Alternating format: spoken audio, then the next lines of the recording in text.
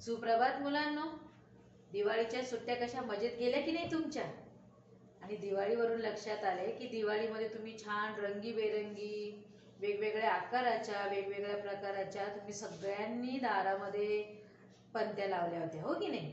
तर त्या पंतीवरून माझ्याकडे एक छानशी छोटीशी कविता आहे. आपण ती म्हणून आपल्या आजच्या व्हिडिओचा आजच्या अभ्यासाचा आपण सुरुवात करूयात. कवितेचं नाव आहे दिवाळी. पंती लावा पुढच्या दारी, पंती लावा पुढच्या दारी, लक्ष्मी येईल गोरी गोरी. पंती लावा मागच्या दारी, पंती लावा मागच्या दारी, होणार नाही कधी चोरी. पंती लावा तुळशी पाशी, पंती लावा तुळशी पाशी, धनधान्याच्या पडतील राशी. अंगणात लावा पंत्या साठ, अंगणात लावा पंत्या साठ, देवदूतांना दिसेल वाट. छान कविता आहे की नाही? विंदा करंदीकर म्हणून एक मराठीचे थोर कवी आहेत, त्यांनी ही कविता लिहिलेली आहे. तर मुलांनो, सुट्ट्या आता आपल्या संपलेल्या आहेत आणि आता आपण अभ्यास सुरू करणार आहोत. तर यामध्ये आतापर्यंतची आपली जी व्यंजनं झालेली आहे त्याच्या पुढची ही ओळ आहे. तर ह्या ओळीमध्ये बघा कुठले कुठले व्यंजन आपण घेणार आहोत. ट, ठ, ड, ढ, ण. तर आपण बघितले की व्यंजनांमध्ये वेगवेगळे प्रकार आहेत, हो की नाही? त्यातला हा कोणता आहे? मूर्धन्य व्यंजन. मूर्धन्य व्यंजन. मूर्धन्य म्हणजे काय? मूर्धन्य म्हणजे ज्यावेळेस आपल्या जिभेला आपण तोंडात वळवतो आणि मग त्या व्यंजनांचा उच्चार निघतो, त्याला म्हणतात मूर्धन्य. परत एकदा मुलांनो, मूर्धन्य म्हणजे काय? की जीभ आपण ज्यावेळेस आपल्या तोंडामध्ये वळवतो आणि त्याचा उच्चार निघतो त्याला म्हणतो मूर्धन्य व्यंजनांची ही आपली ओळ. आपण तिथून आपला नवीन अभ्यास सुरू करणार आहोत. तर ह्यामध्ये सुद्धा आपण पाहिलं मागच्या ह्याच्यामध्ये व्हिडिओजमध्ये, त्या व्यंजनांमध्ये सुद्धा कठोर व्यंजन आहे आणि मृदू व्यंजन आहे आणि एक अनुनासिक आहे. तर ह्या ओळीमध्ये हे जे दोन व्यंजन आहेत हे आहेत कठोर व्यंजन. मूर्धन्य कठोर व्यंजन आणि हे जे आहे मूर्धन्य मृदू व्यंजन.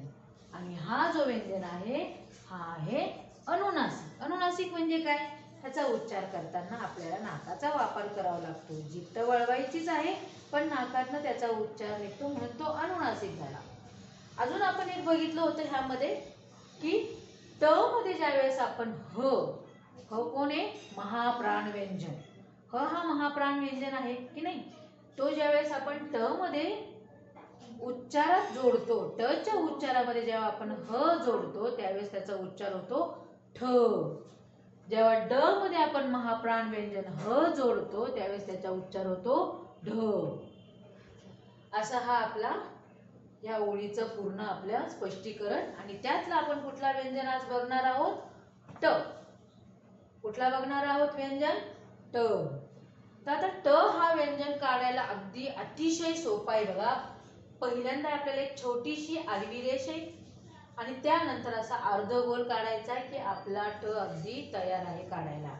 तर ह्याचा आपल्याला दुरेगी वहीमध्ये सराव करायचा आहे, लिहून बोलून. तर आता हा ट आधी आपण कसा काढायचा ते बघू. ही पहिली स्टेप आहे एकदम सोपी आणि ही दुसरी स्टेप आहे ट ची काढण्याची आणि आपला ट अगदी रेडी आहे. तर आता बघा आपण ट तुमच्या दुरेगी वहीमध्ये कसा काढायचा.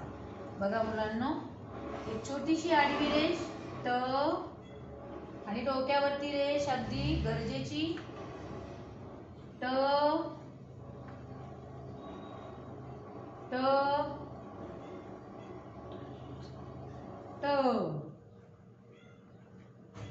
आता बघा मी किती वेळा ट काढलाय मुलांनो? 4 वेळा. 1 2 3 4 आपले नंबर्स अंक सुद्धा झालेले आहेत. याची सुद्धा सवय आपल्याला ठेवायची आहे आणि घरातल्या वस्तू अशा मोजायच्या आहेत आणि आपल्याला 10 पर्यंत नंबर हे वाचता आले पाहिजे. तर 1 2 3 आणि हे 4, बरोबर? तर असं तुम्हाला तुमच्या दुरेगी वहीमध्ये बोलून लिहायचे. एक पान तारीख टाकायची आहे, व्यवस्थित व्यंजन लिहायचं आहे आणि ट बोलून लिहायचं आहे मुलांनो. ट बोलून लिहायचं आहे. आता ट वरून बघा आपल्याला एखादं पिक्चर किंवा आपल्या एखादा शब्द आपल्याला सापडला बघा, कुठला बघा, हे काय दिसतंय तुम्हाला? उन्हाळ्यात खातो की नाही आपण हे फळ, छान पाणी रसदार असतं, त्याचं काय नाव आहे? टरबूज.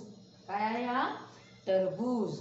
तर असे आपले ट वरून टपालपेटी, ट वरून टरबूज, असे ट चे आपले शब्द.